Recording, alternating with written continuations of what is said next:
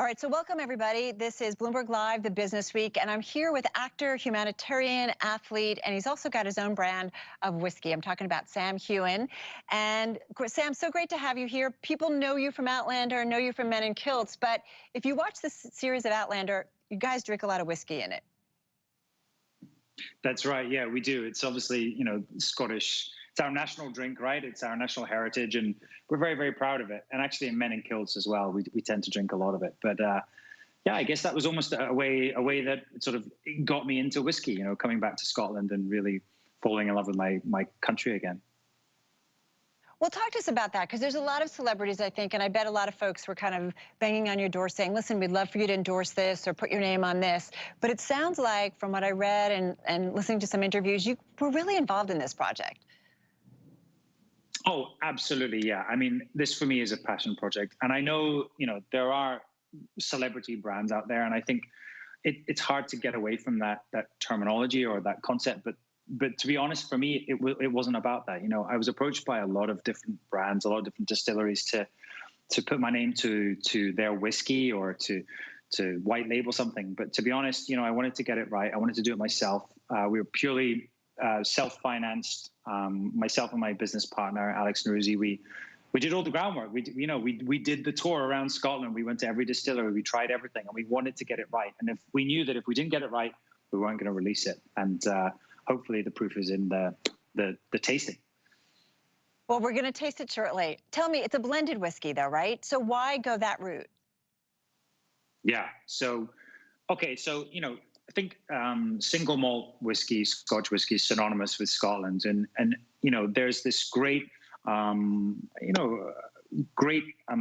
of single malt. But for me, I think blended whiskey has so many characteristics that are unexplored, and people kind of looked down on blended whiskey in the past. Certainly in around the 70s and 80s, there was a lot of really bad blended whiskey.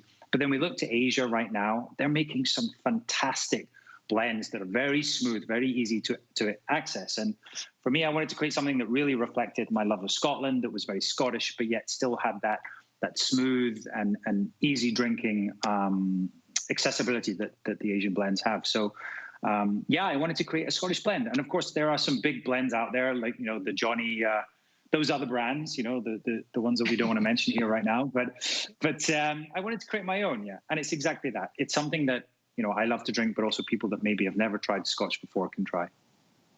What was the process like, though, for you, right? Because I think you spent like around a year and a half or so. Did you try a lot? You talk about the Asian influence and the Asian blends that you really liked. What was the process like? Yeah, so it really did start off with a bit of a road tour around Scotland. We went to a number of distilleries all around the country, from up in Inverness in the Highlands of Scotland down to where I'm from in the borders, to the islands as well. And I have a kind of a great experience of drinking around Scotland, because it has all these different regions. But to be honest, you don't really need to know about them. But if you do, there are basically 5 different regions in Scotland. But I wanted to create something that was close to home and really kind of almost reflected, wherever I went abroad, wherever I was, if I took a glass of this, it would take me home. And so we talked to a number of distilleries. Tried to find, people that had the same ethos, and we came upon this great master distiller, Michael, who we've been working with now, and kind of went from there. We just talked about what do you like, what do you not like, and dreamt up this delicious golden liquid. All right, so come join us, everyone, because we're going to make a cocktail, Sam and I together. Will you walk me through it? I'm not good at this, but I trust you to walk me through. So we get to share it. Yes. So the perfect drink, I guess, I mean, for me, to be honest, is straight up is a dram of whiskey. This is a Scottish dram, and it's normally larger than most people's pours. But we're going to make an old-fashioned because everybody loves an old-fashioned. It's really simple. It's a very, very traditional old cocktail, and really simple to make. So we're going to start with I'm going to start with a glass or a tumbler. If you're going to use a tumbler or your mixing jar, you want to have normally traditionally like half a teaspoon of sugar. I'm going to go for like quarter to a half. I like our whiskey is very sweet, so you probably don't need too much sugar, but you can add more if you like it pretty sweet. So I'm going to put that in there. Or you can use a sugar cube, or even a sweetener if you use those sweeteners. You then need your bitters. So which is this. You've got your, is it patient? Yeah, I can't quite see it. You've got a bit is there. You want to pour three drops onto your sugar like this. So you want to just douse your sugar. Got it. Like that.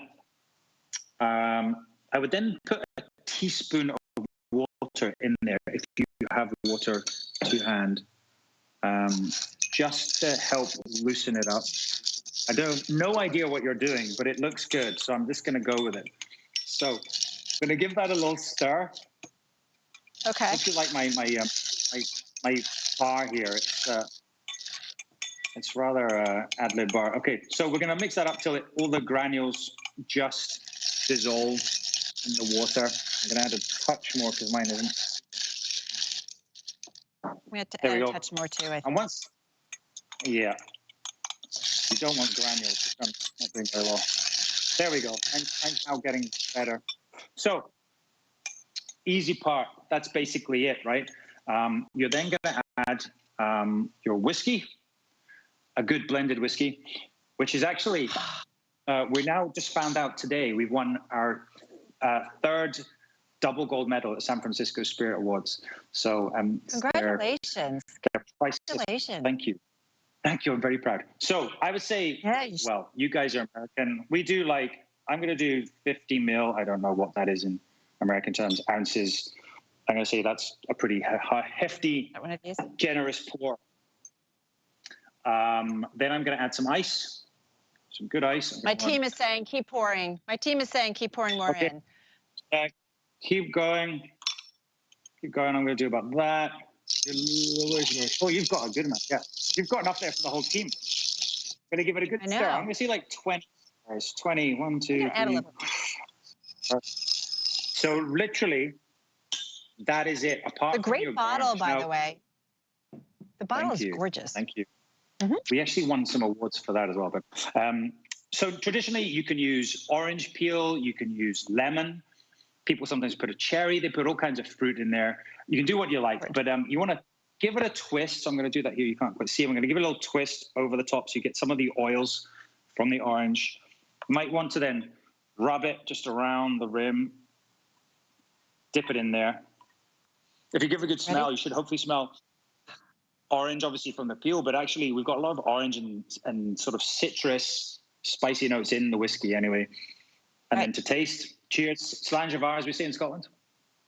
Where do you want to go with this? You seem involved in a lot of things. You're a humanitarian. You're into wellness and fitness. Are there other things you want to do, though, in the spirits world? Yeah, absolutely. Our tag name is Unique Spirits. And for me, this is Unique Spirit. We've won, a lot of awards. I'm extremely proud of it. We have another big release coming up in the US, North America, in August. But, we've already released a line of clothing that goes with it. We've done our own tweed and our tartan. But we're actually looking at some other spirits as well that are going to be equally unique and universally sort of accepted and accessible. So, yeah, watch this space. I'm really excited. Got a toast for the world? Oh, yes. Your health, your happiness, and hopefully we'll see you all next year in person. Cheers. And yeah, get your hands on this. It's pretty good stuff.